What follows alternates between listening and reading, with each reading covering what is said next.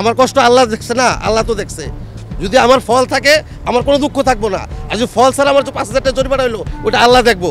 আল্লাহ যদি সৎ হয়ে থাকে আল্লাহ বিচার করবে। নগরীর অন্যতম ব্যস্ত সড়ক পূর্বাচলের 300 ফিট এই সড়কে দুর্ঘটনা যেন নিত্য নৈমিত্তিক ঘটনা।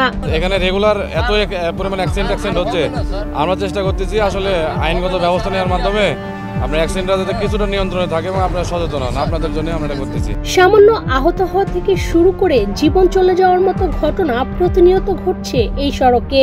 এখানে কর্মরত কর্মকর্তারা জানান এই দুর্ঘটনাগুলোর জন্য দায়ী ওভার স্পিড। পুলিশের সহযোগিতা, ট্রাফিক ডিভিশন ওনাদের সহযোগিতায় আমরা স্পিড গানের সাহায্যে মূলত আমরা স্পিডটা চেক করতেছি যে কোন গাড়িগুলো ওভার স্পিড মানে স্পিডটা অতিক্রম করতেছে।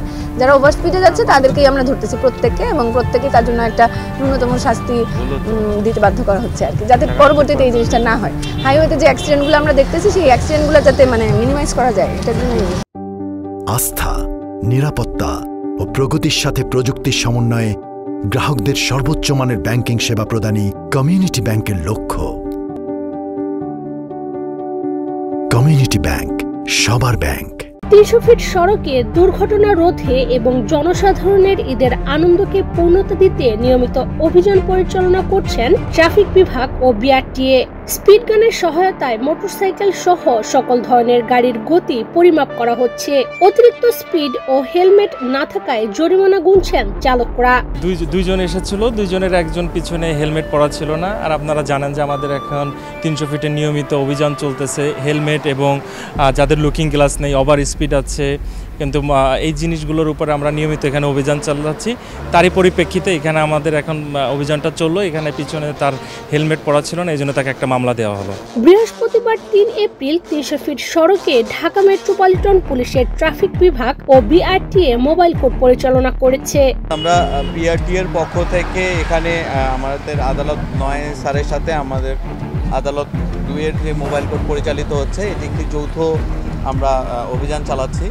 মূলত এখানে ওভার স্পিড, ড্রাইভিং লাইসেন্স, ফিটনেসবিহীন গাড়ি, এই বিষয়গুলো দেখা হচ্ছে। বিশেষ করে 300 ফিট এলাকাতে যেহেতু ঈদের সময় ফাঁকা থাকে, মানুষজন, পর্যটকরা একটু আসেন, ঘুরতে আসেন। মানুষের জানমালের নিরাপত্তার জন্য বিআরটিএ থেকে এই ছুটির দিনেও আমরা মোবাইল কোর্ট পরিচালনা করছি। আমরা প্রত্যেকটি গাড়ি, বিশেষ করে হুন্ডা, ছোট গাড়ি কিংবা বিপজ্জনক রকম যে গাড়িগুলো মনে হচ্ছে, আমাদের পুলিশ বাহিনীর সহায়তায় সেই গাড়িগুলোকে আমরা তাদের কাগজপত্রগুলো চেক করছি। যে অন্যায়গুলো আমরা পাচ্ছি সেই অন্যায়ের আইন অনুসারে আমরা ব্যবস্থা গ্রহণ করছি। নিয়মিত চেকপোস্টের কারণে এবারের ঈদে সড়ক দুর্ঘটনা কম বলে জানান ট্রাফিক পুলিশের এই কর্মকর্তা। এটা আগে যে কোনো একটা রোডে করতাম, এখন আমরা একই সাথে আমরা 3-4টা রোড একবারে চেক করছি। তাতে করে সুবিধা হচ্ছে কি যে কোনো গাড়ি আমাদের হাত থেকে পার পাচ্ছে না, এবং সবাই খুব সচেতন। এই গত 2 দিনের প্রোগ্রামে সবাই খুব সচেতন হয়েছে। আগের থেকে স্পিড তারা কন্ট্রোলের মধ্যে চালাচ্ছে। আমরা পর্যাপ্ত মামলা করতেছি। এখানে আমরা 3টা স্পিড গান ব্যবহার করেছি, আপনারা দেখছেন 3টি স্পিড গান দিয়ে আমরা মামলা করছি। যার কারণে হচ্ছে কি তারা মানুষের মধ্যে একটু সচেতনতা বোধ চলে আসছে। তারা প্রথম দিন যেমন আমাদের খুব একটু বেগ পেতে হয়েছে, অনেক ওভার স্পিড ছিল, তারপরও আল্লাহ রহম করেছে আমাদের এ পর্যন্ত আপনারা দেখেছেন কোনো ওইরকম বড় ধরনের দুর্ঘটনা হয়নি।